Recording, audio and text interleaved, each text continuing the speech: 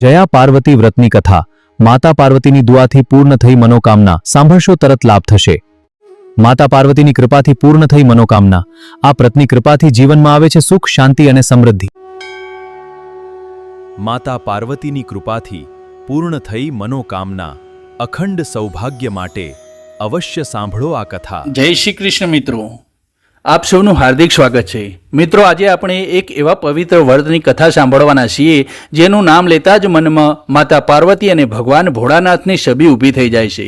આ પવિત્ર વ્રત જયા પાર્વતી વ્રત કહેવાય છે કે વ્રત શ્રદ્ધા, ભક્તિ અને વિશ્વાસથી કરનાર ભક્તના જીવનમાં સુખ શાંતિ આવે છે।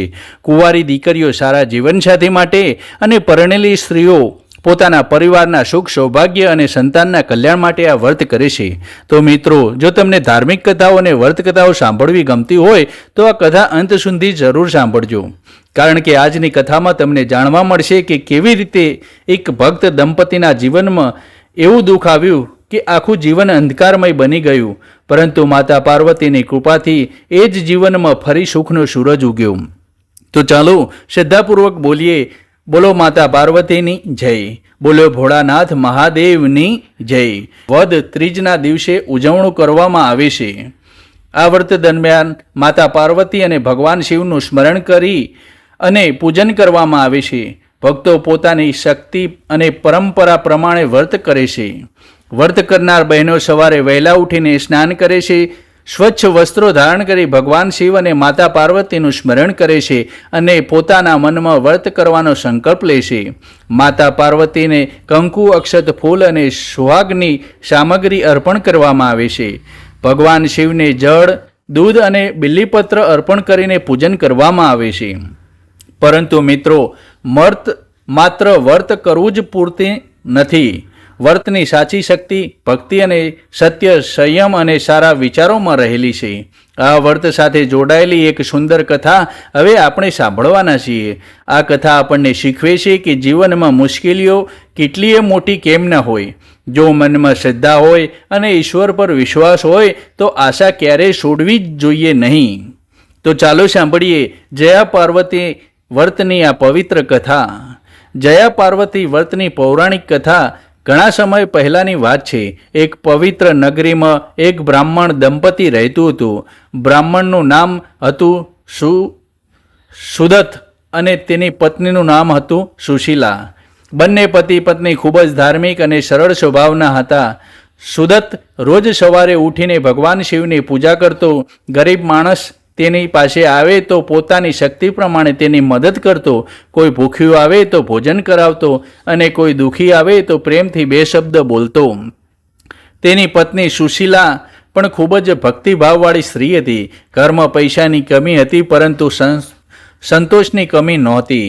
બંનેનું જીવન સાદું હતું, છતાં એક દુઃખ તેમના હૃદયમાં સતત રહેતું, તેમને સંતાન નહોતું। સુશીલા ઘણી વખત રાત્રે બધું જ કામ પતાવીને ભગવાનની મૂર્તિ સામે બેસી જતી, આંખોમાંથી આંસુ વહેતા અને ધીમા અવાજે કહેતી, હે ભોળાનાથ, મારા જીવનમાં કોઈ મોટી ઈચ્છા નથી, બસ મારા આંગણે એક બાળકની કિલકારી સંભળાય એટલી કૃપા કરજો। ક્યારેક તે માતા પાર્વતીને પણ પ્રાર્થના કરતી, હે જગદંબા, તમે તો માતા છો, માતાનું હૃદય દુઃખ તેમજ સમજી શકો છો, મારા ખોળાને પણ ભરપૂર કરી દેજો। પરંતુ વર્ષો પસાર થતા ગયા। સુશીલાની આંખો રાહ જોઈને થાકી ગઈ। એક દિવસ તે ખૂબ જ દુઃખી થઈને પોતાના પતિને કહેવા લાગી, સ્વામી, કદાચ આપણા નસીબમાં સંતાનનું સુખ લખ્યું જ નથી। સુદત્તે તેની આંખોમાં જોયું અને કહ્યું, સુશીલા, આવું ક્યારેય ના બોલતી। ભગવાન ભોળાનાથ કસોટી લેશે પરંતુ પોતાના ભક્તોને ક્યારેય ભૂલતા નથી। સુશીલાએ ધીમેથી પૂછ્યું, પણ આપણે કેટલા વર્ષોથી પ્રયત્ન કરીએ છીએ, હવે તો મને લાગે છે કે મારી પ્રાર્થના ભગવાન સુધી પહોંચતી જ નથી। સુદત્ત બોલ્યો, એવું નથી, કદાચ ભગવાન આપણને કોઈ વિશેષ માર્ગ બતાવવા માગે છે। બંને પતિ પત્ની રોજ જેમ ભગવાનની ભક્તિ કરતા રહ્યા। એક દિવસની વાત છે, સુદત્ત પોતાના ઘરની બહાર બેઠો હતો। એ સમયે દૂરથી વીણાનો મધુર અવાજ સંભળાયો, નારાયણ નારાયણ। સુદત્તે નજર કરી તો એક તેજસ્વી સંત તેમની સામે તરફ આવી રહ્યા હતા। તેમના હાથમાં વીણા હતી અને મુખ પર દિવ્ય તેજ હતું.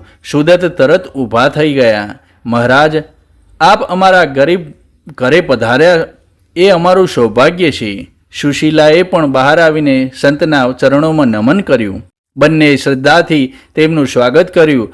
સંતે આશીર્વાદ આપ્યા, સુખી રહો, ધર્મના માર્ગે ચાલો અને ભગવાનની ભક્તિ કરતા રહો. થોડી વાર પછી સંતે સુશીલાના ચહેરા તરફ જોયું. તેમણે જોયું કે બહારથી સુશીલા શાંત હતી, પરંતુ અંદરથી તેનું મન દુઃખથી ભરેલું હતું. સંતે પૂછ્યું, બેટી, તારા હૃદયમાં કયું દુઃખ છે? સુશીલાની આંખોમાં આંસુ આવી ગયા. તે હાથ જોડીને બોલી, મહારાજ, ભગવાને અમને જીવનમાં ઘણું આપ્યું છે. મારા પતિ સારા છે, અમારું ઘર છે, ભોજન મળે છે, પરંતુ મારા જીવનમાં એક જ ખોટ છે, મારા આગળ સંતાન નથી. સંત થોડું મૌન રાખ્યું, પછી કહ્યું, બેટી, જ્યાં સુધી સાચી શ્રદ્ધા હોય ત્યાં સુધી આશા ક્યારેય મળતી નથી. સુશીલાએ પૂછ્યું, મહારાજ, તો મને કંઈક રસ્તો બતાવો, મારે શું કરવું જોઈએ? સંત બોલ્યા, તમારા નગરથી થોડે દૂર એક પ્રાચીન વન છે. એ વનમાં એક જૂનું શિવસ્થાપન છે, શિવસ્થાન છે. વર્ષોથી ત્યાં કોઈ નિયમિત પૂજા કરતું નથી. ત્યાં એક પ્રાચીન શિવલિંગ છે. તમે બંને ત્યાં જાઓ, જગ્યા સ્વચ્છ કરો, ભગવાન શિવની સેવા કરો, માતા પાર્વતીનું સ્મરણ કરો અને શ્રદ્ધાથી જયા પાર્વતી વ્રત કરો. વ્રતના દિવસોમાં મનને શુદ્ધ રાખજો, કોઈનું ખરાબ ના વિચારશો, જેટલી શક્તિ હોય તેટલું દાન કરજો, ભગવાનનું નામ લેજો અને માતા પાર્વતી પર સંપૂર્ણ વિશ્વાસ રાખજો. સુદત્ત અને સુશીલા સંતના ચરણોમાં માથું નમાવ્યું. સંતે કહ્યું, યાદ રાખજો, ભગવાનને મોંઘી વસ્તુઓની જરૂર નથી, તેમને તો ભક્તિનું નિર્મળ હૃદય જોઈએ છે. આટલું કહીને સંત ત્યાંથી આગળ નીકળી ગયા. બંને પતિ પત્ની એકબીજા સામે જોવા લાગ્યા. સુદત્ત બોલ્યો, સુશીલા, આપણે આજે જ એ શિવસ્થાને જઈશું. બીજા દિવસે વહેલી સવારે બંને વનમાં પહોંચ્યા. વન ઘણું શાંત હતું. ચારે તરફ ઊંચા વૃક્ષો હતા. જૂના પાન જમીન પર પડેલા હતા. થોડું આગળ જતાં તેમને એક નાનું પ્રાચીન મંદિર દેખાયું. મંદિરની હાલત ખરાબ હતી, અંદર ધૂળ જામી હતી. સુદત્તે હાથ જોડ્યા, હે મહાદેવ, જો અમારી ભક્તિમાં કોઈ ખામી હોય તો ક્ષમા કરજો. સુશીલાએ પોતાની સાડીનો શેડો બાંધી લીધો અને મંદિર સાફ કરવા લાગી. બંનેએ આખો દિવસ મહેનત કરી મંદિર સાફ કર્યું. આસપાસની જગ્યાથી કચરો દૂર કર્યો. પછી બંનેએ શિવલિંગ ઉપર જળ ચડાવ્યું, બિલ્લીપત્ર અર્પણ કર્યા, માતા પાર્વતીનું સ્મરણ કર્યું. એ દિવસથી તેમની નવી ભક્તિની શરૂઆત શરૂ થઈ. દરરોજ બંને વહેલા ઉઠતા, વનમાં જતા, મંદિર સાફ કરતા, શિવલિંગની પૂજા કરતા અને ભગવાન પાસે એક જ પ્રાર્થના કરતા કે હે મહાદેવ, અમારું દુઃખ દૂર કરજો. આ રીતે ઘણા દિવસો પસાર થયા. એક દિવસ જયા પાર્વતી વ્રતના પવિત્ર દિવસો નજીક આવી રહ્યા હતા. સુશીલાએ સંકલ્પ લીધો, હે માતા પાર્વતી, હું મારી શક્તિ પ્રમાણે તમારું વ્રત કરીશ. મારા મનમાં કોઈ સ્વાર્થ નથી. જો મારી ભક્તિથી પ્રસન્ન થાવ તો મારા જીવનને માતૃત્વનું સુખ આપજો. વ્રતનો પ્રથમ દિવસ આવ્યો. સુશીલાએ વહેલી સવારે સ્નાન કર્યું, સ્વચ્છ વસ્ત્રો પહેર્યા, માતા પાર્વતી અને ભગવાન શિવનું પૂજન કર્યું. તે દિવસે તેણે મોડું ભોજન લીધું અને આખો દિવસ ભગવાનનું સ્મરણ કર્યું. બીજો દિવસ આવ્યો, પછી ત્રીજો, પછી ચોથો દિવસ. સુશીલાની શ્રદ્ધા દિવસે ને દિવસે વધતી ગઈ. પરંતુ પાંચમા દિવસે સાંજે એક દુર્ભાગ્યપૂર્ણ ઘટના બની. સુદત્ત વનમાં પૂજા માટે ફૂલો લેવા ગયો. સાંજ પડી. સુશીલાએ તેની રાહ જોતી હતી. સમય પસાર થતો ગયો. સૂર્ય અસ્ત થઈ ગયો, પણ સુદત્ત પાછો આવ્યો નહીં. સુશીલાના મનમાં ચિંતા થવા લાગી. આજે તો તેઓ ક્યારેય આટલા મોડા થયા નથી. તે દીવો લઈને તેમને શોધવા નીકળી. થોડે દૂર જતાં જ તેને રસ્તામાં બાજુમાં સુદત્ત પડેલો દેખાયો. સુશીલાના પગ નીચેથી જાણે જમીન સરકી ગઈ. તે દોડીને પતિ પાસે પહોંચી, સ્વામી, આંખો ખોલો. પરંતુ સુદત્તની આંખો બંધ હતી. સુશીલા ચીસ પાડી ઉઠી, હે મહાદેવ, આ શું થઈ ગયું? તે પતિના માથાને પોતાના ખોળામાં રાખીને રડવા લાગી. હે માતા પાર્વતી, આજે તો મારા વ્રતનો છેલ્લો દિવસ છે. મેં તો તમારી પાસે સુખ માગ્યું હતું. આ શું થઈ ગયું? તેનું રુદન સાંભળીને આખું વન જાણે શાંત થઈ ગયું હતું. સુશીલા સતત રડતી રહી. માતા, જો મારી ભક્તિ સાચી હોય તો આજે મારી લાજ રાખજો. એ જ સમયે ત્યાં અચાનક દિવ્ય પ્રકાશ ફેલાયો. સુશીલાએ આંખો ઊંચી કરી. તેની સામે માતા પાર્વતી અને ભગવાન શિવ દિવ્ય સ્વરૂપે ઊભા હતા. સુશીલા તરત જ ઊભી થઈ અને માતાના ચરણોમાં પડી ગઈ. હે જગદંબા, મને માફ કરજો. મારા પતિને બચાવી લો. મારા માટે આ દુનિયામાં એમના સિવાય બીજું કોઈ નથી. માતાએ પ્રેમથી તેના માથા ઉપર હાથ મૂક્યો અને કહ્યું, બેટી, તું ડરતી નહીં. સુશીલાએ રડતા રડતા કહ્યું, માતા, મારા વર્તમાં શું ભૂલ થઈ? મેં તો તમારી ઉપર વિશ્વાસ રાખ્યો હતો. માતા પાર્વતી બોલ્યા, બેટી, તારી ભક્તિમાં કોઈ ખામી નથી. કસોટી જીવનનો એક ભાગ છે. સાચા ભક્તની શ્રદ્ધાથી પરીક્ષા થાય છે, પરંતુ તેની શ્રદ્ધા વ્યર્થ જતી નથી. આટલું કહીને માતા પાર્વતીએ ભગવાન શિવ તરફ જોયું અને ભગવાન શિવે સ્મિત કર્યું. માતા સુદતના માથા ઉપર હાથ મૂક્યો અને થોડા જ ક્ષણોમાં સુદતે આંખો ખોલી. સુશીલાને કહે છે કે હું ક્યાં છું? સુશીલા આનંદથી રડી પડી. સ્વામી, તે પતિને ભેટી પડી. બંને પતિ પત્ની માતા પાર્વતી અને ભગવાન શિવના ચરણોમાં પડી ગયા.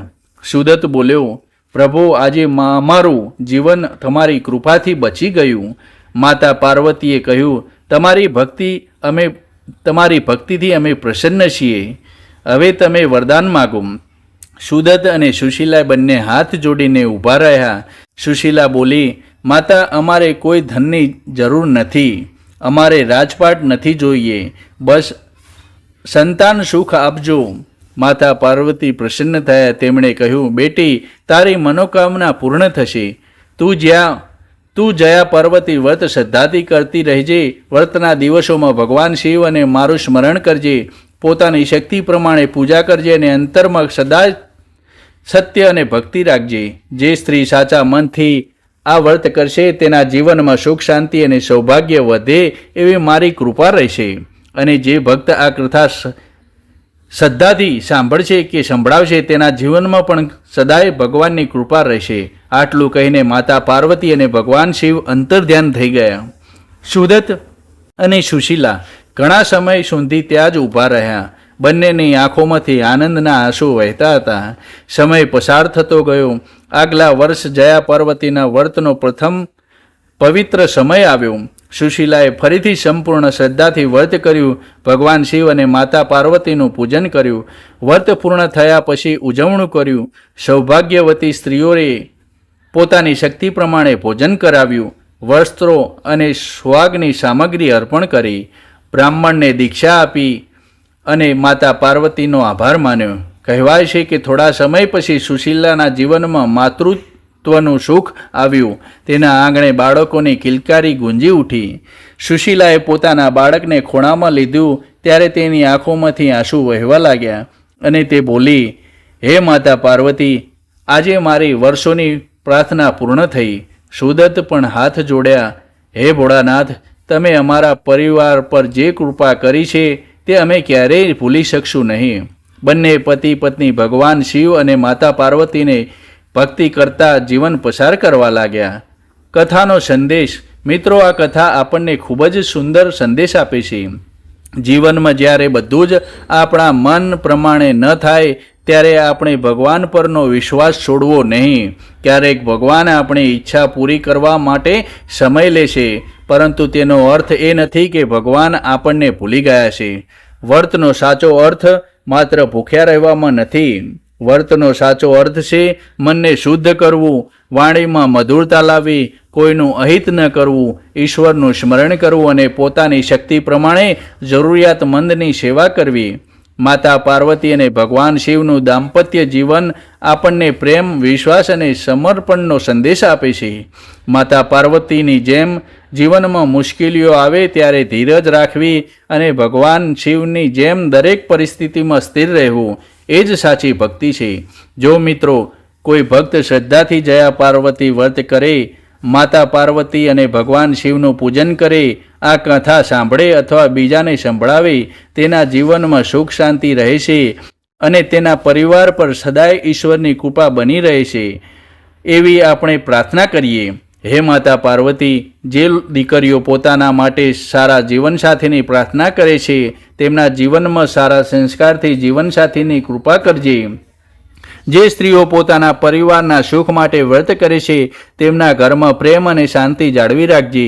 જે માતાઓ પોતાના સંતાનો માટે પ્રાર્થના કરે છે તેમના સંતાનોને સુખી અને સંસ્કારી બનાવજો. અને જે ભક્તો કોઈ દુઃખમાં છે તેના જીવનમાં આશાનો પ્રકાશ લાવજો. હે ભોળાનાથ, અમારી ભૂલ માફ કરજો. હે માતા પાર્વતી, અમારા ઘરમાં સદાય સુખ, શાંતિ અને પ્રેમ જાળવી રાખજો. બોલો ઉમા મહેશ્વરીની જય, બોલો માતા પાર્વતીની જય, બોલો ભોળાનાથ મહાદેવની જય. મિત્રો, આજે આપણે જયા પાર્વતી વ્રતની આ પવિત્ર કથા સાંભળી. મને આશા છે કે તમને આ ધાર્મિક અને ભાવનાત્મક કથા જરૂર ગમી હશે. જો તમને આ કથા પસંદ આવી હોય તો વિડીયો પર એક લાઈક જરૂર કરજો અને તમારા પરિજનો તથા મિત્રો સાથે શેર જરૂર કરજો.